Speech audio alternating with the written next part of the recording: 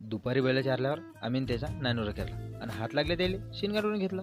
काही जण तर एवढे कडकडीचे होते तीनदारच जोड्या काढल्या. आमच्या तर शिनगारून व्हायचेच होते. कसा आहे रंग रेट रूट केला आणि काढली आपली जोडी. एकानं जोड्या येणं सुरू होतं. याच्या त्याच्या जोड्या पाहत आम्ही पोचलो पोळ्यात. सगळे आपापल्या परीने येत होते. थाराचाही पोळा फुटला होता आणि तिथूनही आपल्या इथं जोड्या येणार होत्या. ज्याच्याकडे बैल होते त्याची तर मजाच होती. बैलाच्या शिनगारापायी आज त्याचा शिनगार झाला होता. तेवढ्यात गुढी घेऊन बाबा आले.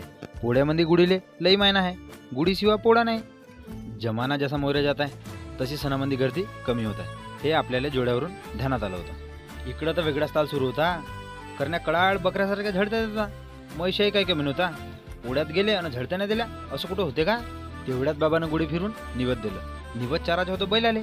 पण आकाशाच्या मनात वेगळा विचार सुरू होता. इकडं पोळा फुटणार होता आणि काही लोकांचे बैल अजून तोरणात नव्हते. कोणीतरी तोरणावर मारल्या आंब्याच्या डाळ आणि वाजा वाजून फुटला पोळा. मग का महाराजा गावाला येडा आणि पैसे करायचे गोडा. आणि फॉलोच्या बटनवर दाबून मला तुमच्या गँगमध्ये जोडा. कसा होता तुमच्या गावचा पोळा हे कमेंटमध्ये सांगा. तर चला भेटू.